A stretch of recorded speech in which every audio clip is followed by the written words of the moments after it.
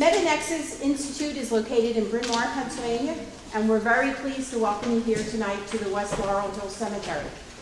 I'm Brenda Hackett. I'm the Chief Operating Officer of Mediates. And just to tell you a little bit about what we do, we promote research and dialogue into profound questions of human meaning and purpose. Scholars, religious leaders, and the intellectually curious are our primary collaborators and constituents. So this is the first lecture in a cemetery ever sponsored by Mediates. So to just tell you a little bit more, there are two flyers on your chair, actually. One has two sides to it. This talks about our next lecture, which is on November 11th at Rue Morgue Presbyterian Church. It's the second in a series, and the whole series is on the back of that same flyer. The second flyer on your seat is a membership brochure for Mediates Institute. That's how we exist, through memberships and donations by people who are interested in the things we do. And in addition to these lectures, we'll also be presenting a series of lectures in May 2010 by our senior fellow. They typically will take place in a religious or university setting, and all the locations haven't yet been determined. One of the locations will be Bryn Mawr Presbyterian Church. If you visit our website, which is on the URL is on the flyer, you'll be able to see the dates and where they'll be. And also on your seat is a card, and we're interested in knowing how you found out about this lecture. So if you would be so kind as to let us know, that will help us to promote events such as this one. We'd also love to add you to our mailing list if you'd like to put your email address and name on there. So without further ado, I'd like to introduce to you our speaker for tonight. He's Dr. Hal Poe, and he is the Charles Colson Professor of Faith and Culture at Union University in Jackson, Tennessee. He also serves as president of the Edgar Allan Poe Museum of Richmond, Virginia. And to tell you a little bit about his education, he got his bachelor's from the University of South Carolina, a master's of divinity from Southern Baptist Theological Seminary, and his PhD also from Southern Baptist Theological Seminary. He also did some additional study at Oxford. And, but since the 9th grade, he's had a thirst for politics, and he did some political work, and after a stint in that, he enrolled at Southern Baptist Seminary, and the rest is history. Without further ado, Dr. Hal Poe.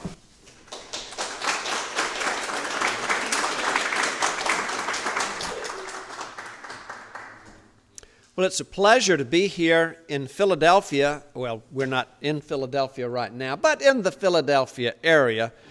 An area that was extremely important to Edgar Allan Poe because it was here that he edited Burton's Magazine, Graham's Magazine, and wrote some of his most important work really that has had a huge impact on the artistic community and the literary community ever since. He invented the mystery story in Philadelphia.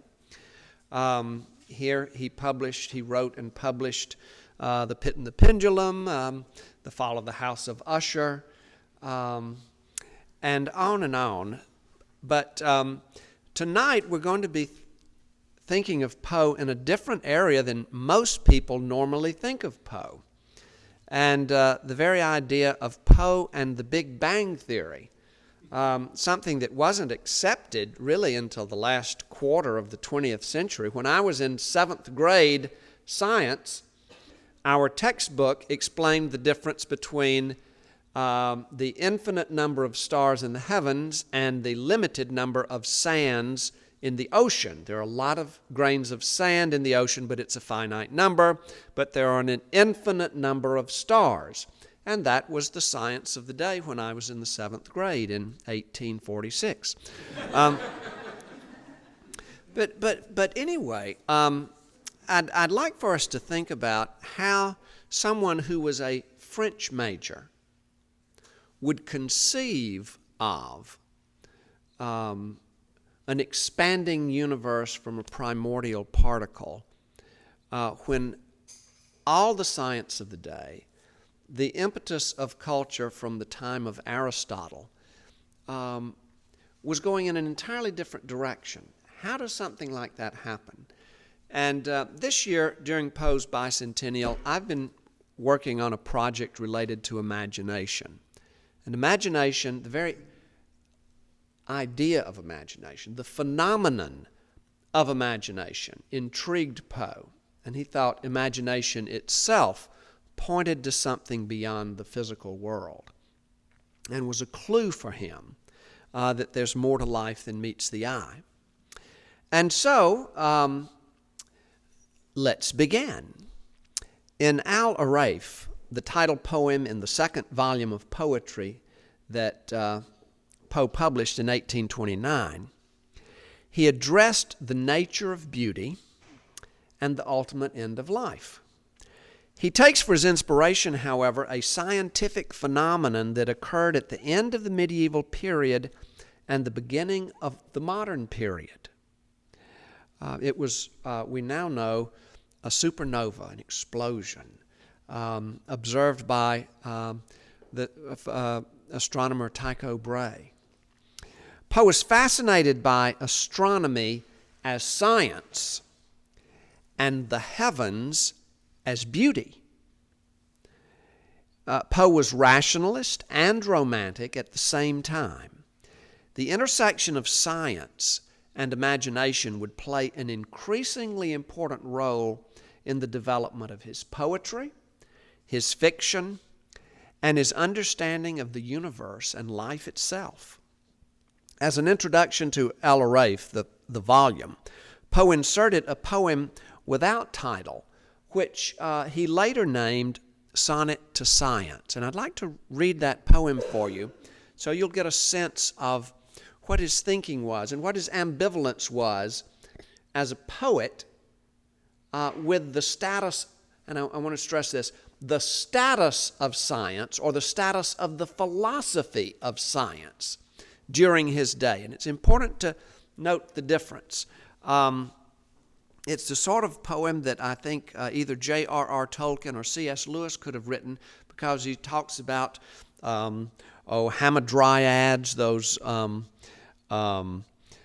spirits of the woods, and the naiads, the spirits of the flood, the Rhine maidens, Diana and her chariot, that sort of thing. So here we go. Science, true daughter of old time thou art, who alterest all things with thy peering eyes. Why preyest thou thus upon the poet's heart, vulture, whose wings are dull realities? How should he love thee, or deem thee wise, who wouldst not leave him in his wandering, to seek for treasure in the jeweled skies, albeit he soared with an undaunted wing? Hast thou not dragged Diana from her car, and driven the hamadryad from the wood, to seek a shelter in some happier star? Hast thou not torn the naiad from her flood, the elfin from the green grass, and from me the summer dream beneath the tamarind tree? In this poem, he calls science a vulture that preys upon the poet's heart. Poe observes that science has robbed the modern world of the ability to experience the world in any way except brute fact. In Al-Araf, however, Poe utilizes the medieval conception of the universe shared by Muslims, Christians, and Jews, in which God is not so removed from natural phenomena as the scientific ability to describe an event supposes. Poe had a growing sense of ambiguity about what could be known and how it could be known. In the end, he would not reject science so much as he would reject any philosophy that made no room for imagination. So let's think about his fascination with science. Continuing his fascination with science, Poe wrote a series of columns that he called A Chapter on Science and Art. There's that interdisciplinary thing that Metanexus likes so much. A chapter on science and art that continued from March 1840 until he left Burton's Magazine. So he would have been writing these monthly columns here in Philadelphia. In November 1844, Poe began a column he called Marginalia in the Democratic Review, of which he would later publish episodes in Graham's Magazine and Godey's, both magazines here in Philadelphia, and the Southern Literary Messenger over the next 5 years. In his first Marginalia column, Poe explored the nature of plot. What makes for a good plot? This column reflects a continuing interest Poe has in the nature of the universe and the spiritual domain. He's going to be talking about the relationship between literature and science. In his essay, The American Drama, the next year in the American Review, he permitted himself to quote extensively from that first Marginalia essay. His thought anticipates Charles Darwin's reflections on the adaptation of organisms, but without Darwin's philosophical predisposition to naturalism. Now notice what he says. By the way, I didn't do a poll. How many of you have been to a Metanexus event before? Okay, so we've got some folks who are at a lecture for the first time. How many people are here because of your interest in Edgar Allan Poe? Okay. And how many people are fascinated with the Big Bang? Okay, so we've got several different groups here. Good. Now, a little explanation for those of you who aren't familiar with the history of science. In the early 1800s, there was a wealthy man who sponsored a series of essays called the Bridgewater Treatises. And these were designed to discuss the intersection of science and religion. Some focused on what's called natural theology. What does the science teach us about the nature of spirituality, and vice versa, that sort of thing. So they were very popular, and Poe had read them. Now, here's what he says. In all the Bridgewater treatises have failed in noticing the great idiosyncrasy in the divine system of adaptation. That idiosyncrasy which stamps the adaptation as divine, in distinction from that which is the work of merely human constructiveness. I speak of the complete mutuality of adaptation. For example, in human constructions, a particular cause has a particular effect. A particular purpose brings about a particular object, but we see no reciprocity. The effect does not react upon the cause. The object does not change relations with the purpose. In divine constructions, the object is either object or purpose, as we choose to regard it, while the purpose is either purpose or object, so that we can never abstractly, without concentration, without reference to facts of the moment, decide which is which. For secondary example, in polar climates, the human frame, to maintain its animal heat, requires, for combustion in the capillary system, an abundant supply of highly azotized food, such as train oil. Again, in polar climates, nearly the sole food afforded man is the oil of abundant seals and whales. Now, whether is oil at hand because imperatively demanded, or whether it is the only thing demanded because the only thing to be obtained. It is impossible to say. There is an absolute reciprocity of adaptation for which we seek in vain among the works of men. The Bridgewater Tractists may have avoided this point on account of its apparent tendency to overthrow the idea of cause in general, consequently of a first cause of God. But it is more probable that they have failed to perceive what no one preceding them has, to my knowledge, perceived. The pleasure which we derive from any exertion of human ingenuity is in the direct ratio of the approach to this species of reciprocity between cause and effect. In the construction of plot, now, let's bring us back to why is he discussing this in the first place. It's an essay about what in the world is wrong with American drama. It was ghastly in the 19th century, just atrocious. And Poe was a scathing critic. He would take people apart who had no business writing, but he would always say what you could do to fix it, thinking that people actually wanted to do a better job of their writing. He was naive.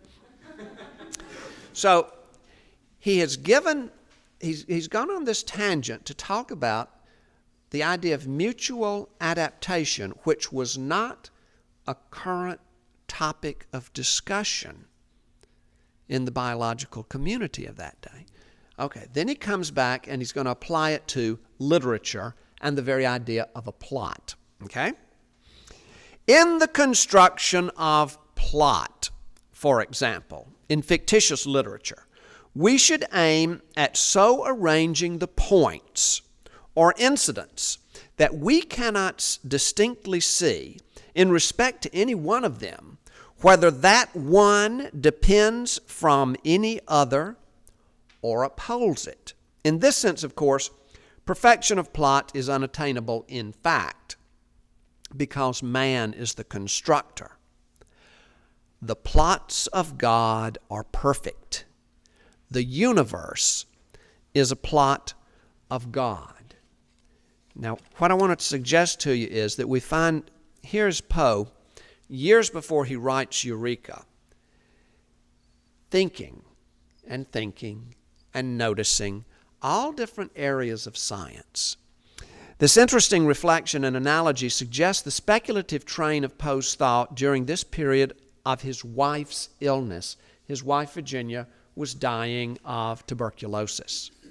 He would continue to reflect on this theme rationally, empirically, and imaginatively for the rest of his life.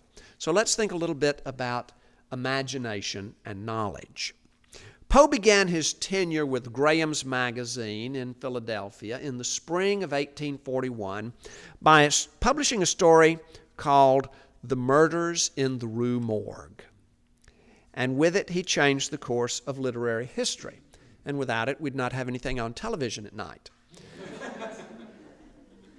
The first mystery story ever written begins with the kind of horror one expects to find at the conclusion of a story.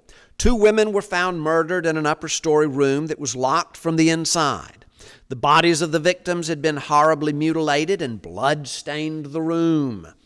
Instead of making the horror the center of attention, however, Poe shifted the focus to a question of how and why the atrocity had occurred. The first whodunit.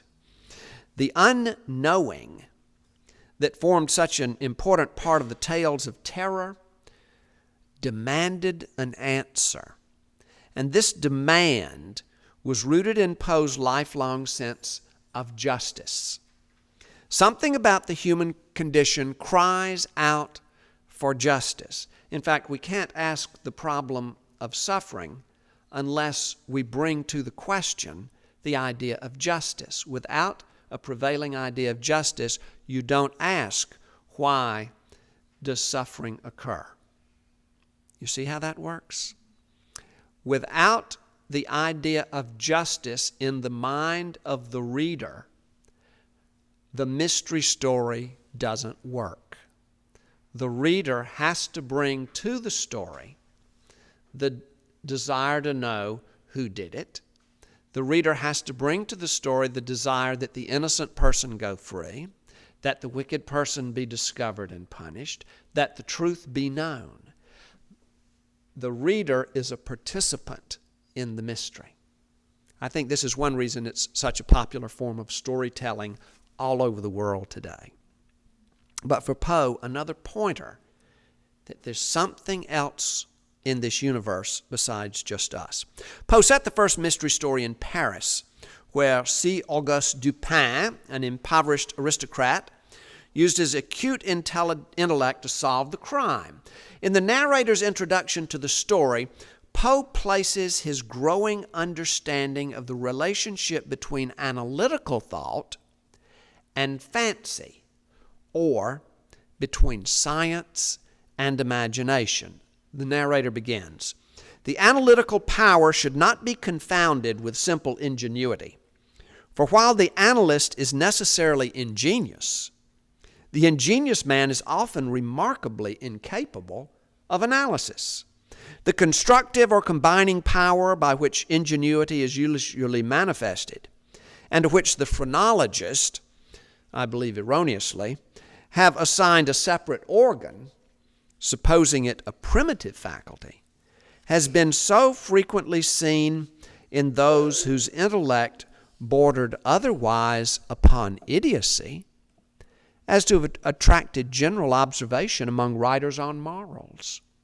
Between ingenuity and the analytic ability there exists a difference far greater indeed than that between the fancy and the imagination, but of a character very strictly analogous. It will be found, in fact, that the ingenious are always fanciful, and the truly imaginative never otherwise than analytic." Poe rejected a choice between the rational and the intuitive, insisting instead upon a union of the two. Thus, he does not fit easily into the categories of enlightenment or romantic. Now, Poe followed the first mystery story with a descent into the maelstrom in the May issue of Graham's. The tale of terror depends upon the slow movement toward unavoidable doom as the poor victim is sucked down into the whirlpool.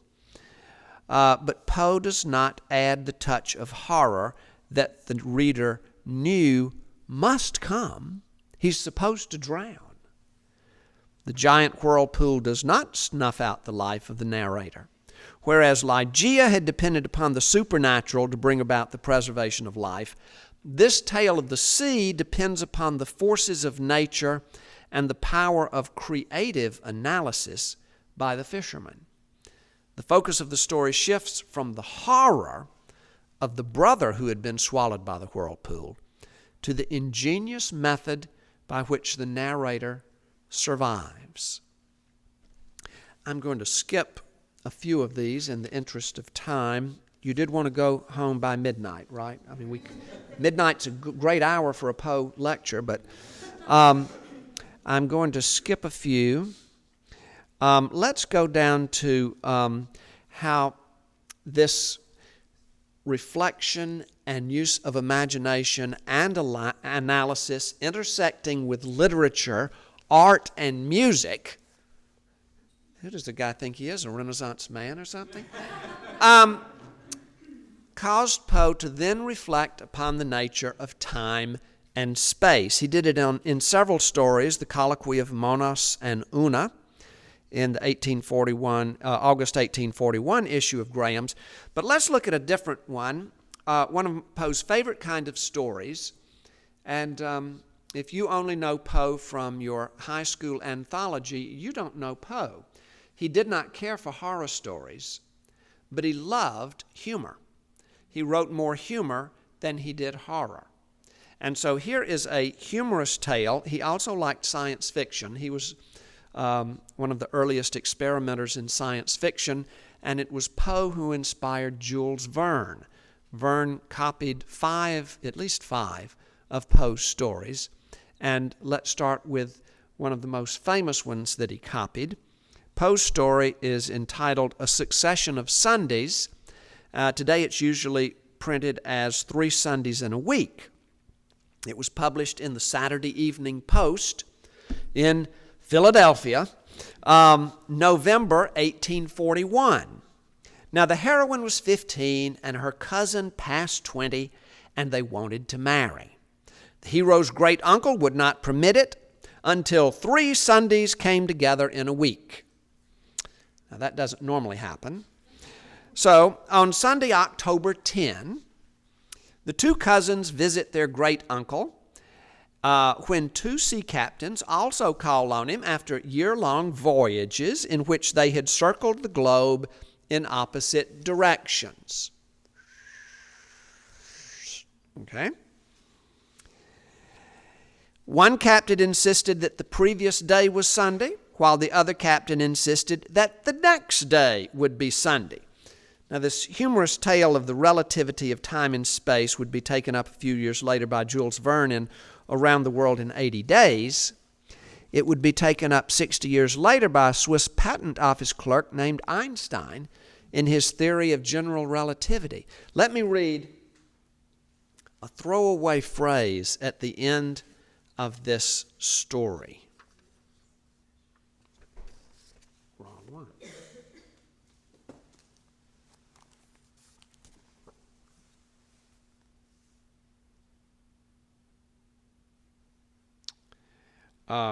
Okay, so one sailing one way gained a day, one sailing the other way lost a day. Those staying still in London were the point of reference. So you had 3 Sundays in a week.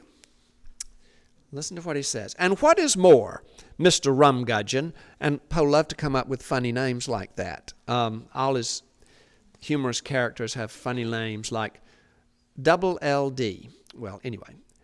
What is more, Mr. Rumgudgeon, it is perfectly clear that we are all right.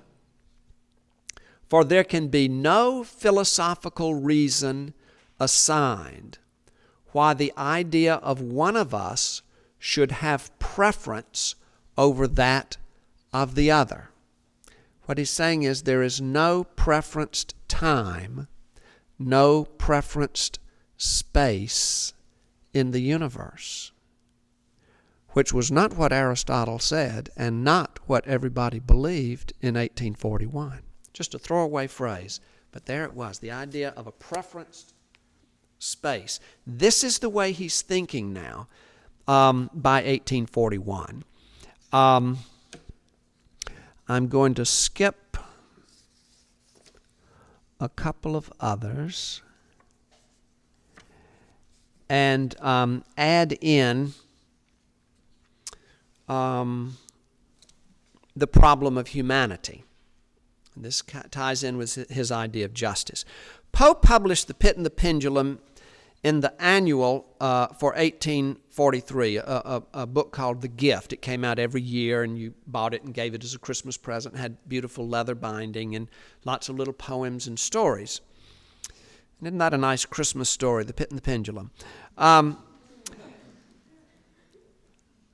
various means of torture that Poe employed in the torture chamber had already appeared in a variety of other writings, but Poe places his emphasis on exploring the experience of terror in the mind of the victim who anticipates his own doom. The terror of the victim appears against the backdrop of the unseen perpetrators of the horror, who have conceived the means of inflicting suffering on another human being. Poe would explore in different ways what he increasingly recognized as a problem with the human race in its capacity for cruelty. We'll see him explore this in The Telltale Heart, The Black Cat, and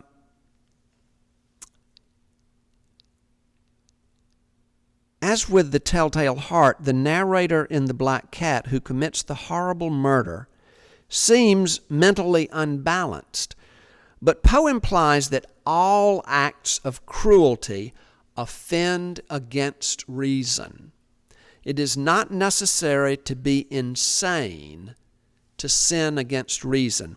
This tendency of people lies at the heart of the perversity of human nature that Poe examines. And in one place he will refer to it as the imp of the perverse. Something wrong with people. In the Saturday Courier of October 14, 1843, Poe published Raising the Wind, or Diddling Considered as One of the Exact Sciences. Again, another one of his humorous stories, but he's dealing with a very serious subject. In this tale, Poe takes a burlesque or humorous approach to human perversity by exploring a human phenomenon somewhat less horrible than murdering one's wife with an axe and bricking her up in the basement. Poe ponders, perhaps the first diddler was Adam. Poe then goes on to define diddling in terms of the human race and offers numerous examples, such as, a very simple diddle indeed is this. The captain of a ship which is about to sail is presented by an official-looking person with an unusually moderate bill of city charges. Think of the ships down at Penn's Landing. Glad to get off so easily and confused by 100 duties pressing upon him all at once, he discharges the claim forthwith. In about 15 minutes, another less reasonable bill is handed him by one who soon makes it evident that the first collector was a diddler, and the original collection a diddle. In this sketch, Poe examines both the diddler, or today's con artist, and the person taken in. Permitting oneself to be diddled or conned represents as clear an example of human perversity as the one who perpetrates the diddle. For the biggest diddle requires some suspension of reason in the interests of getting something for nothing. So, he's got a lot of issues going on, this Poe fellow, and I haven't explored all of them. We didn't take time to do love or beauty, which were enormous in his thought, and they all relate to this issue. We looked at justice. We looked at all of these different areas of science. We didn't take time to look at the conchologist's first book. In 1838, here in Philadelphia, Poe published a book about collecting shells. And it's generally been dismissed as a work of plagiarism because he uses the plates, the illustrations from another book. But what no one apparently had noticed, because it was really only literary people who were looking at Poe's works, was that it really wasn't a work of plagiarism per se. Stephen Jay Gould, who was a biologist at Harvard and a well-known figure in the American Academy, came across the conchologist's first book a few years ago and was shocked by what he found. And he wrote a little essay. Some of you connected with Metanexus may have read Dinosaur in a Haystack, his collection of essays. And in there, he writes on the conchologist's first book, and he said Poe had done something astonishing. Up until that time, the prevailing English language presentation of biology was you started at the top and worked your way down, because that's the way Aristotle says it works. We've come from the top down. But in the conchologist's first book, Poe reverses this. Now, the French had begun to shift the idea. The proposal had been made in France to shift the idea. And it seemed reasonable to Poe, based on his growing understanding of the way he saw the universe working and his idea of mutual adaptation. So he's thinking about biology too, and time and space. Well, his wife dies in 1847. He wasn't quite the impoverished person we often think of him. When he published The Raven, he was in demand. He got 25 cents a head for a lecture. The lecture halls held about 1,000 people. That's $250 a night when he had been making $800 a year working at Graham's Magazine. So he was giving lectures, and someone, all this mythology about Poe as this dark, brooding fella, always drunk or on dope or something like that. Alcoholism does run in the Poe family, has for 250 years that we can document. He tried to avoid it when he could. But anyway, he took a local newspaper in New York to court and won a $1,500 verdict, which was 2 years' salary. And the verdict came in the month after his wife died. So he took the year off, couldn't work, depressed. If you've ever been depressed, you know what it means to be depressed. He was depressed. And he was trying to figure out then life, the universe, and everything. Hitchhiker's Guide to the Galaxy. He had the benefit of the Catholic priests in Fordham who had their little college there, and they let him use their library. And at the end of it, he came out in 1848, delivered a lecture on February 3rd of that year at the Society Library in New York, and his lecture was then published as Eureka, a 150-page essay on the universe, life and everything.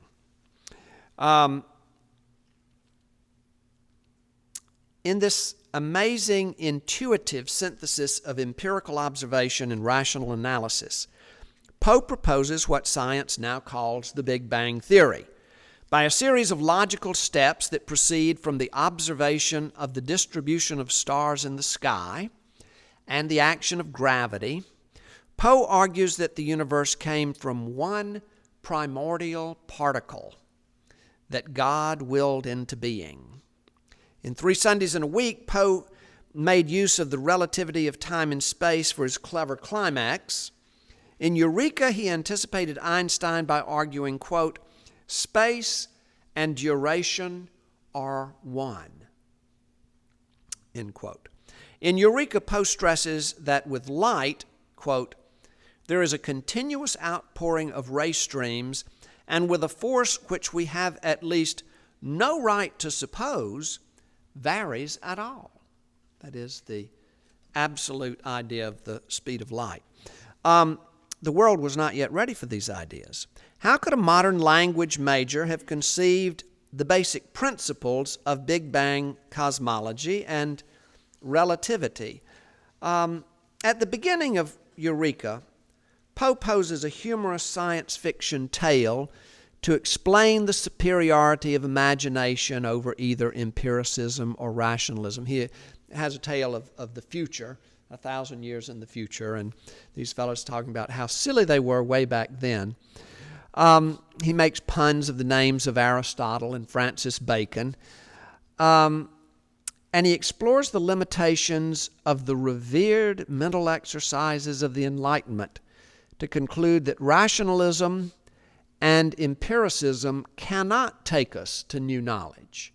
Essentially, they preserve the knowledge that we have, and they make use of the knowledge we have, but only imagination using empiricism and rationalism as tools has the power to see what has never been seen by seemingly intuitive leaps. Poe rejected the inability to conceive of a thing as a valid criteria for judging any theory because imagination equips a person to conceive of what no one has ever conceived before. He argued that the only true thinkers were people of ardent imagination. While the average person of science might refine and apply the great breakthroughs in knowledge, Poe attributed the actual discoveries of new knowledge to the imagination. He pointed to the example of Kepler, and today we could add a huge list to his example. In 1848, the world of science knew for a certainty that the infinite universe had always existed and that it was composed of an infinite number of stars.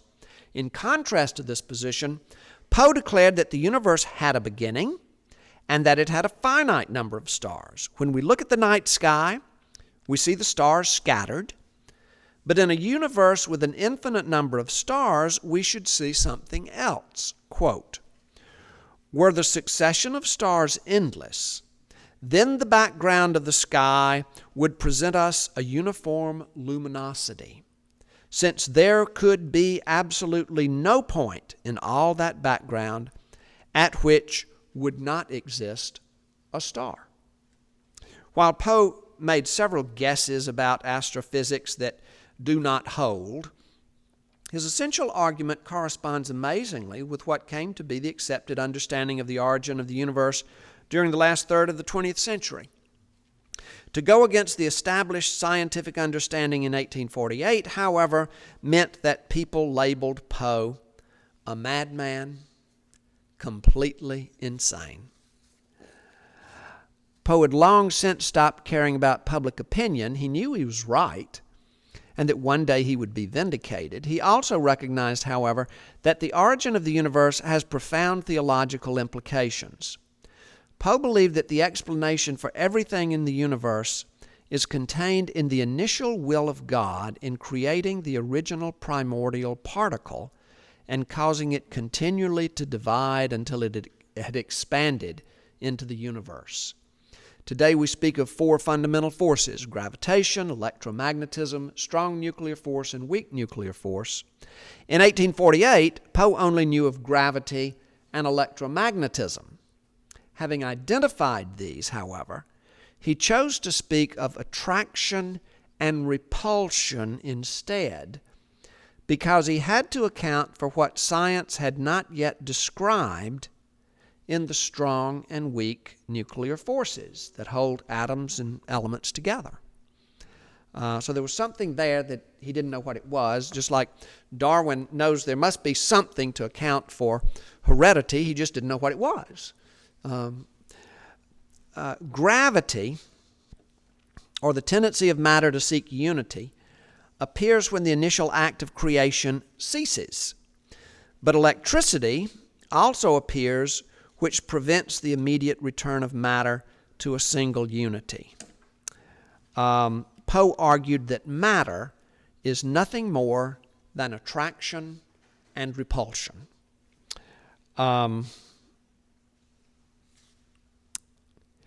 Let's see, I want to read just one more passage here, and I'm going to end there. Here's his thought now about the relationship between the spiritual and the physical.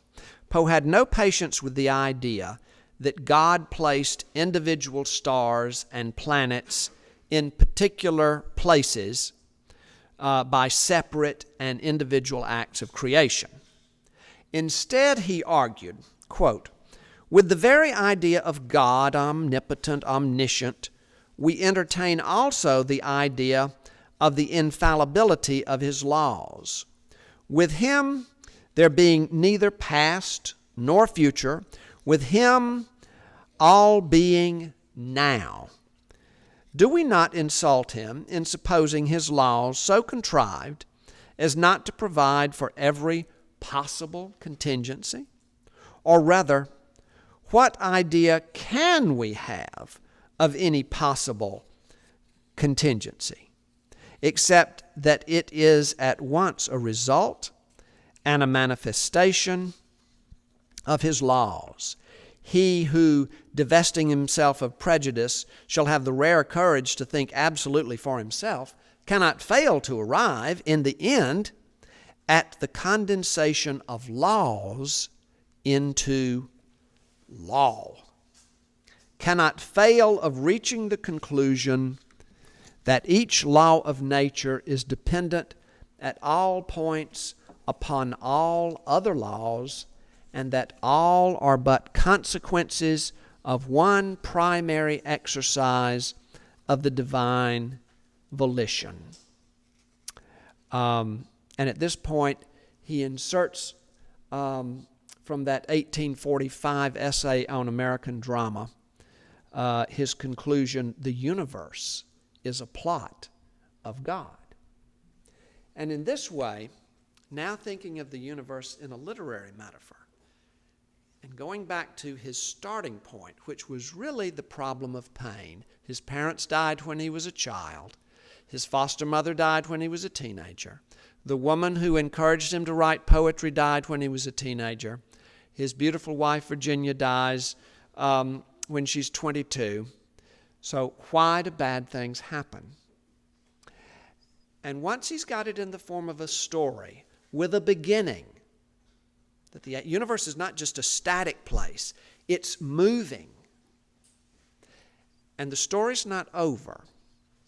But in the end, the love and the justice and the beauty is conquering the pain. And so he moves toward a vision that the universe is moving toward a direction and toward a climax and toward a conclusion. Well, I thank you very much for your attention.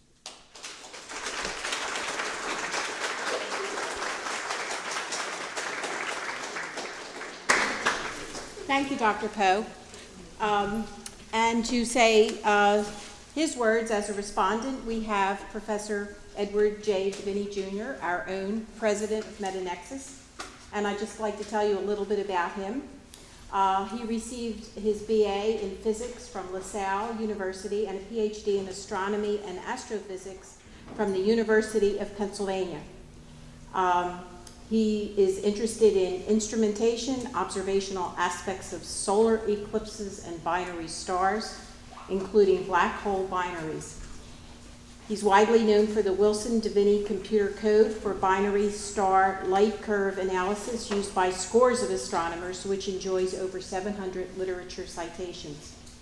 His 10-year academic career in the Florida University system included 2 years as a National Academy of Sciences senior postdoctoral fellow at NASA Goddard Space Center.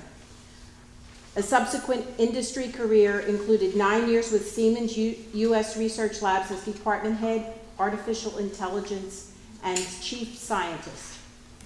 He spun out a high technology company from Siemens and served 7 years as CEO.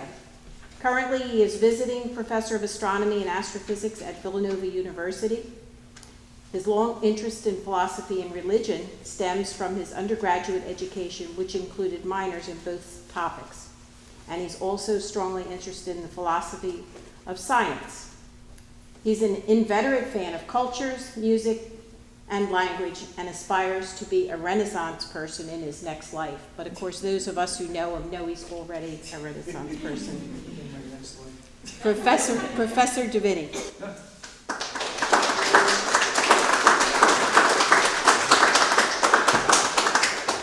Thank you so much. After Hal's very knowledgeable analysis of Poe, I'm certainly standing up here as a rank amateur. But maybe I have a perspective that might be interesting to speak of. When I was sitting there, I was sort of thinking about what Hal was saying about Poe and Poe's interest in science fiction. And after a while, it sort of didn't seem too strange to me. I started to think actually of, have you ever seen the film Metropolis? And it's a film of the 20s, and it deals with the future. And it's so imaginative, and you get a glimpse of the future in this. And there are these devices moving along like vehicles through space, and large buildings, skyscrapers, and elevated roadways, and things like that. It's beautifully done. And I got a kind of similar expression from looking at this book. This book to me is kind of we're in a cemetery. This book is kind of like a ghostly specter of astrophysics, if you will. I was really stunned by this book. I had never known anything about it until Brenda handed me the book and said, "Would you like to talk about this after Hal delivers his lecture?" So I started to read it, and I was really amazed. what I thought, without hearing you, Hal, was it struck me almost immediately going through this, the raw power of his imagination. And I could see how he could be an incredible writer, depending on this incredibly powerful imagination, which could take him more or less wherever he wanted to go. And as I went through the book, I noticed so many things that, as Hal says, were premonitions of the future, you could say. For example, yes, the beginning of the universe he speaks of, this beginning particle, as Poe puts it, is a lot like Abbé Lemaitre's cosmic egg that he spoke of in the 1920s when he was one of the first people to talk about the expansion of the universe from a previously very hot and dense state. And basically this was an answer to the observations that Hubble had made with the 100-inch telescope in California that said that the universe is expanding. So here's Poe coming out of left or right field, wherever, with this idea that just sort of, vibrates with the similar kind of concept.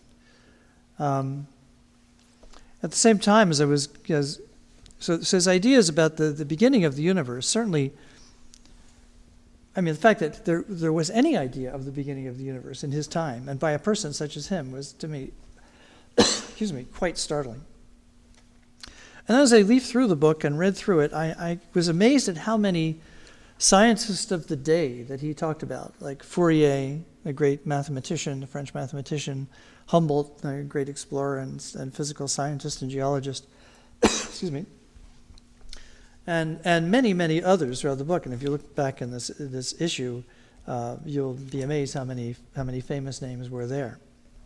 He must have been just an inveterate reader. I don't know where he got the time to read and digest all of these facts. And then I was, pardon me, I was struck by parts of his idea of what does the universe kind of look like now to a person at his time. If you go out on a dark night, you can see, when the moon is not up, you can see the Milky Way in the sky. The Milky Way is our great system of stars. And we, of course, know now that this is a system that's in rotation. And the sun actually goes around the Milky Way center in a period of about 250 million years. There had been a debate ongoing from probably the early 1800s and onward, as astronomers started to look into the sky and see these fuzzy objects in the sky called nebulae. What were these nebulae?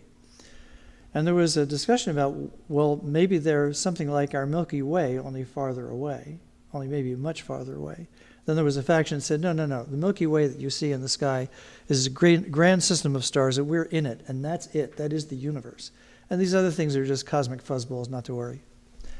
And I see that already in 1848, Poe is taking the position that these are Milky Ways like our galaxy, and they're distant galaxies in the universe is very immense indeed. Well, this debate raged on for many decades.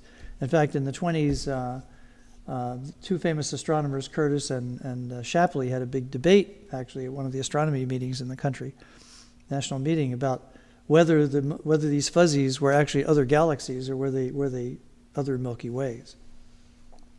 And it was Hubble's work that settled the score. Hubble had a 100-inch telescope, and there was photography, and he was able to take pictures of these fuzzies, and lo and behold, he could see stars in them.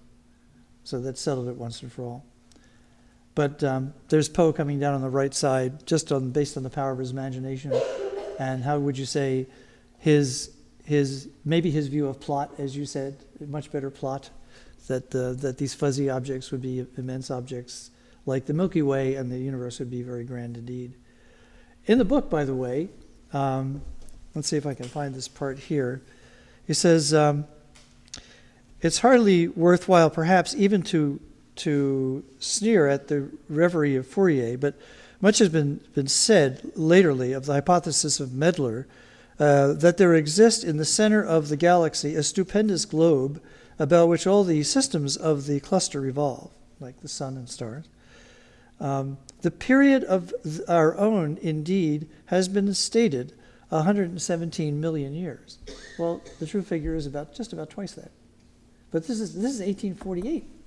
Where did he get this? I mean, well, of course, he read Medlar, but he read a lot. And he tried to figure out, from all these things he was reading, what's the true picture. And he's not a scientist, but he's got this fantastic imagination.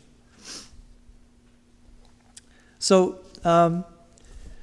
as Hal said, the universe, the dynamics of the universe are that God creates something and it expands by some repulsive force, which I believe he ascribed to electricity or the phenomena of electricity and magnetism, electro-magnetism. He called on that to be the force that would cause this initial particle created by God to expand and fill the space as we see it now. But working against that all the time is gravity. And his picture, therefore, was eventually gravity takes over, and the game is up when gravity pulls everything close back together again, and you sort of return to the same state that you start from, a kind of, presumably, a kind of recycling universe. As a matter of fact, Paul Steinhardt today has a picture of a recycling universe, which is not too different from that in many aspects. So Poe's picture is so remarkably coincident with many of the things that we know about the universe today that you just wonder how he did this. And the only answer I can get is that he had this incredible power of imagination. Now, it's true that he did go off the rails sometimes. And what I learned by reading this also is the lesson that even a stupendous imagination can't take you the full way to truth of the physical universe. You have to have the fundamental objective observations at hand and fundamental theories to put together with those to understand. But considering what he had then and considering how far he got, it's a tremendous tribute to his imagination. So I'll just stop there. Thank you.